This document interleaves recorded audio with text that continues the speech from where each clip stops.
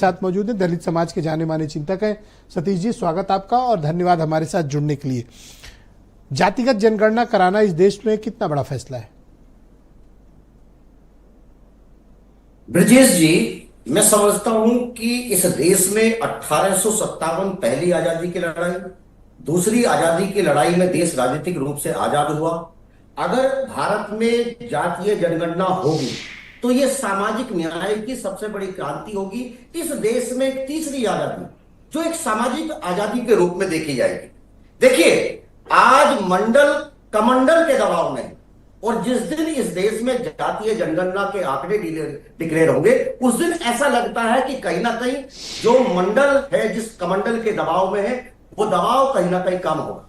देखिए, एक सीधा सीधा नियम है कि धर्म की राजनीति को खत्म करने का एक ही तरीका है, सामाजिक न्याय की लड़ाई को आगे करते। ये बात बीजेपी भी जानती है। शब्दावली का इस्तेमाल किया कि कमल जो है वो मंडल के दबाव में है। नहीं, मैं मंडल कमंडल के दबाव में है। कैसे? अरे आप सुनिए ना, उत्तर प्रदेश में 59,000 शिक्षकों में 20,000 मंडल के पद बाकायदा मुख्यमंत्री खा गए, नौकरी दिला दी। अभी तक कुछ हुआ क्या? तमाम विश्वविद्यालयों के अंदर तमाम आरक्षण की सीटों के ऊपर जानबूझ करके पिछड़ों के, दलितों के पद किए जा रहे हैं। ये क्या है? आप बताइए ना सर, क्या ऐसी स्थिति में आप ये उम्मीद करते हैं? देखिए, भारत की राजनीति बदलेगी, भारत का सामाजिक स्ट्रक्चर बदलेगा। कैसे बदलेगा? मैं वही आज मैं समझना चाहता हूं कि मान लीजिए डेटा आया और पता चला तो ये कितना बड़ा बदलाव होगा, और फिर सरकार को अपनी पॉलिसीज, प्रोग्राम्स, जन कल्याणकारी कार्यक्रम, परोपकारी कार्यक्रम, इनमें तो बड़े पैमाने पर तब्दीली लानी पड़ेगी ना। नहीं, देखिए ब्रजेश जी, निश्चित रूप से अगर ये डाटा आएगा, ये साइंटिफिक डाटा होगा, भारत सरकार को, तमाम सरकारों को अपनी नीतियों में आमूलचूल परिवर्तन करना पड़ेगा। और उस आमूलचूल परिवर्तन से बचने के लिए ये 25 में जो बात की जा रही है उसको बाकायदा 27 में क्यों टाला जा रहा है? एक चीज और छोटी सी बात बता दूं आपके दर्शकों को कि लोकसभा की सीटों का भी पुनर्निर्धारण होना है, 25-26 के आसपास ही होना है। ये हमने बहुत पहले तय कर लिया।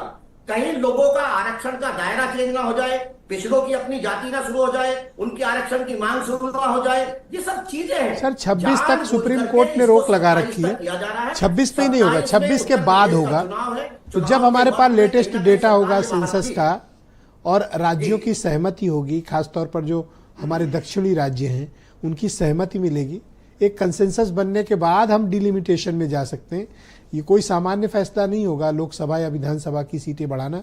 ये एक बहुत बड़ा राजनीतिक सामाजिक बदलाव होगा, और ये बिना डेटा के और सबको सहमत किए बगैर नहीं किया जा सकता इस देश में। सर देखिए ब्रजेश, मुझसे सवाल है ना ब्रजेश जी? आपसे ही है। नहीं, देखिए ब्रजेश जी, सीधी सीधी एक बात आप मान के चलिए कि डाटा आपके पास आना ही है। आपने लोकसभा बना दी ना, आपने बाकायदा एक बड़ी लोकसभा इस उम्मीद में बनाई है कि वो लोकसभा छोटी होगी। कोरोना काल में आपने एक बड़ा प्रोग्राम चलाया जिसको लेकर के लोगों ने तमाम सवाल पूछे, सरकार से पूछे कि क्या इस व्यवस्था प्रोग्राम की जरूरत थी, लेकिन सरकार ने कहा कि ये जरूरत है। बिल्डिंग आपने बना दी, लेकिन बिल्डिंग के अंदर कौन रहेगा? किराएदार रहेगा, नहीं रहेगा? लोग रहेंगे, नहीं रहेंगे? ये सवाल रहेगा। ओके, एक फाइनल सवाल है आपसे सर, क्योंकि आप उस समाज के भीतर रहते हैं, तो मुझे इस बात की आप बताएं कि क्या डेटा अगर आ गया, जातिगत जनगणना हो गई, तो खासतौर पर जो वंचित शोषित समाज है, पिछड़ा समाज है, अति पिछड़ा समाज है, उसका सामाजिक स्तर बढ़ेगा, उसको सामाजिक न्याय मिलेगा, अथवा ये सिर्फ एक जुमलेबाजी तक तब्दील रहेगी बात? नहीं, देखिए, भारत की राजनीति में ये आमूलचूल परिवर्तन होगा। भारत, देखिए, इसमें डरने वाली आवश्यकता नहीं है।